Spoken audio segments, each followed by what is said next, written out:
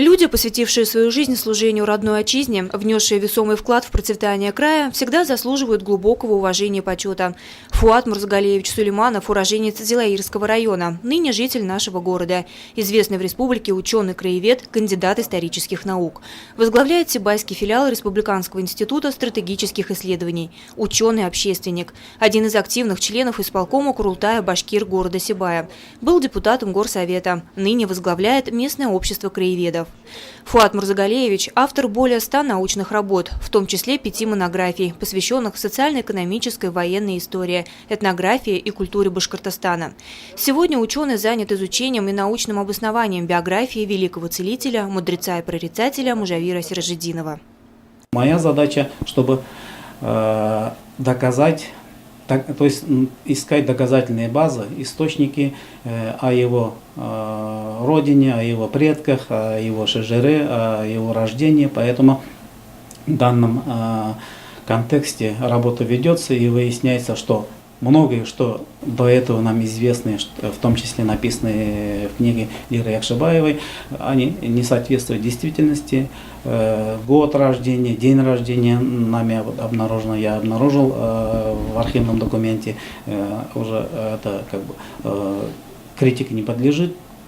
День 9 января 1882 года, его день рождения, до этого считалось, что он родился в 1875 или 1876 годах. По словам Фуата Мурзагалиевича, в истории Башкортостана очень много материала, требующего научного обоснования, тщательного изучения. Особенно их много в биографиях и фактах из жизни выдающихся личностей. Знание древней письменности, арабского, старотюркского языков помогают ученому создавать достоверную картину прошлого. В ближайших планах изучение биографии писателя и публициста Забихулы Искужина. Фуат Сулейманов считает, что эта личность была незаслуженно забыта. Между тем, он еще в начале 20 века проделал огромную работу. Написал диссертацию по творчеству народного поэта Шахзады Бабича. О нем впервые поднял в печати информацию Гульсасах Саламатова, кандидат филологических наук. Ну, я, конечно, знал про него, он мой земляк, тем более наши предки в одном шежере, с одной деревни мы происходим. Но я как-то не осмеливался, потому что он был поэтом, писателем, не осмеливался о нем так громко писать, так как не имел о нем таких хороших представлений.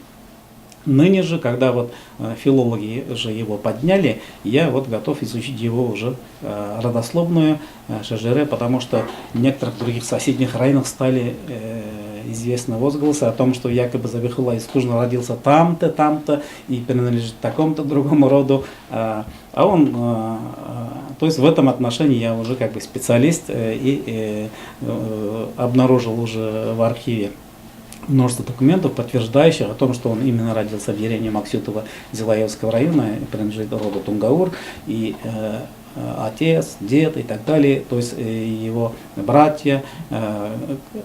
Эта часть уже как бы документально должна быть подтверждена, чтобы не остались там какие-то для других размышлений по поводу его происхождения. Ляна Кириллова, Айгуль Хамитова, Радмир Сингулов, телекомпания СТВ.